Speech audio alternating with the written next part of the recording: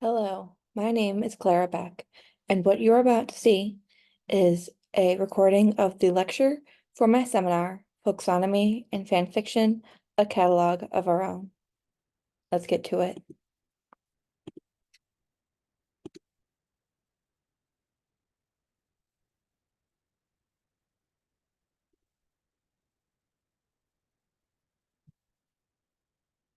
For our seminar today, we will be going over a few things. First, we will have a lecture where I will explain to you some things about Archive of Our Own, also known as AO3, taxonomy, folksonomy, and the Library of Congress classification system. Next, we will have an individual exercise where you will get the chance to tag the book you've brought. Then we will have a discussion. After that, we will take a 10-minute break before we have a discussion reflection. Finally, we will discuss the readings and I will give you some final points to think about before we end here today.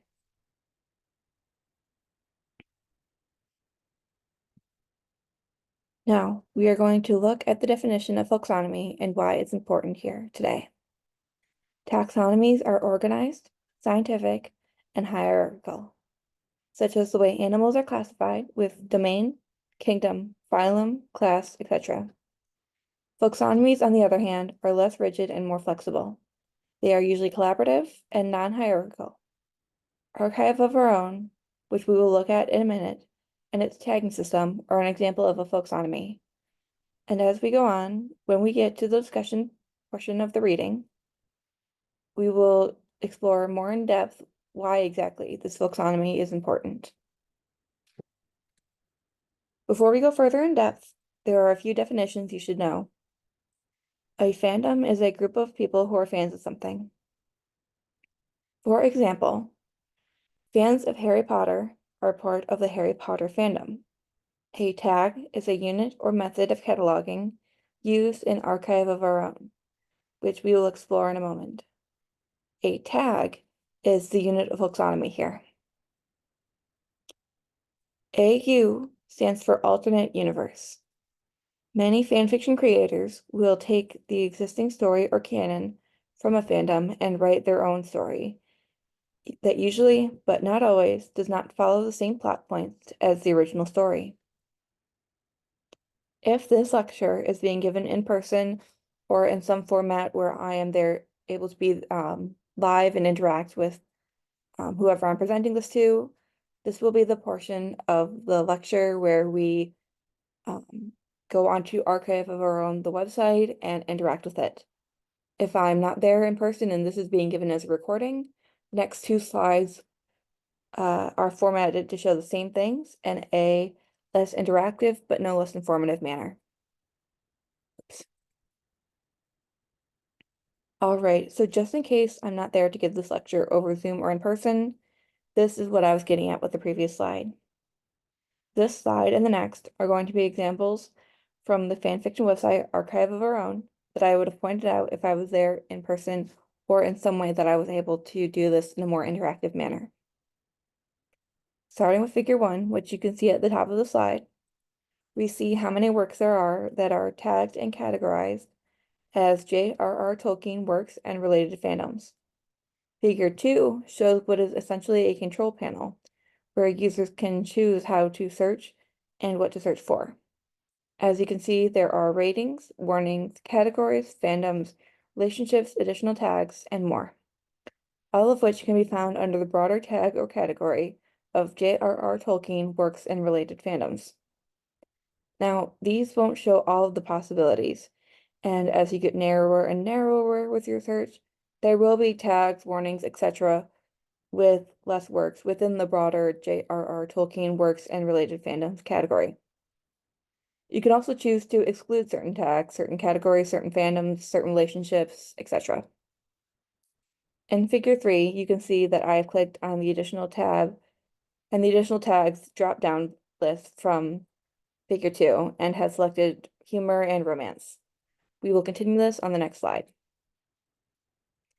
Continuing from the previous slide, and from figure 3, you can see here in figure 4 the results of what I did in figure 3. Clicking on the romance and humor and the additional tags drop-down box, You can see that there are 998 works in the J.R.R. Tolkien works and related fandoms tag category, with the tags for romance and humor also assigned to them. Now let's take a look at the Library of Congress classification system, which is widely used in libraries within the US, and how it compares to Archive of Our Own and the cataloging system that it uses. The Library of Congress classification system and the Library of Congress subject headings are what is used to classify and catalog books in most libraries within the United States. This classification system is much more taxonomic and very different from the cataloging system that AO3 uses. For example, we can look for fiction and choose romance fiction from the terms under fiction in the Library of Congress subject headings. But we cannot get more specific than that if we are looking for books in a library. So if you're looking to tag a book and using the Library of Congress subject headings, you can't get more specific than tagging it or classifying it as romance fiction, which it works well for libraries. The system works very well for libraries. It is a system that can be used very broadly, and it works very well. However, it makes it even more interesting that Archive of Our Own has gone in a different, less structured, and more user-based direction, and that they have made tagging and cataloging even more accessible with the ability to get very specific. I do want to point out that the tagging system that Archive of Our Own uses would not be possible to use in a traditional library as the Folksonomy and cataloging system is now, as it is used currently with Archive of Our Own, which is why the difference is makes it even more fascinating. So now moving on to the exercise, I hope you've all brought a physical copy or PDF of a book. The only caveat here is that it does need to be a published book and it cannot be a fan fiction for this specific exercise. What we're going to do now is you are going to take about 15 minutes and you are going to tag your book as if it were on Archive of Our Own. Include characters, relationships, and at least 10 tags. You can be as creative as you want, and afterwards we are going to discuss it.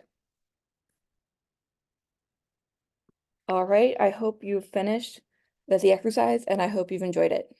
Now we're going to take about 20 minutes and break into small groups of at least 2, but no larger than 4, to discuss what we found in the exercise. I will set a timer for 20 minutes, and hopefully it gives everybody time to contribute. Excuse me. Alrighty, so we are going to take a break in just a few minutes, I promise. But first, we are going to make a word cloud out of some of the words and tags that you thought up while doing the exercise and doing the discussion. So I am going to click on the link here, and there should be a QR code that you all can scan, and you're going to add some words, and then we will take a 10-minute break. Right, now time for the 10-minute break. Now we are going to take a look at what we found in both the exercise and the discussion groups. I'm hoping that every group will contribute at least once. I will take notes, and then once everybody's contributed all they wanted to, we're going to spend a few minutes reviewing what we discussed. Who wants to go first? Now, before we switch to discussing the readings, there are just a few things I want you all to consider. 1, what have you all noticed here in terms of how freely you can tag, and do you like it? Does it make things harder, easier? 2, could you find your book and or the books of others from your group using the tags that you all have created and assigned to your books? If not, could you change the tags to make it so that you could find the book out of all the books in this class or in a library? And 3, do you like this way of categorizing and finding things? What do you like about it? Do you not like it? What do you not like about it? We will take a few minutes to discuss these questions, and I want you to keep them in mind as we discuss the reading as well. Now we're going to take some time and discuss the reading.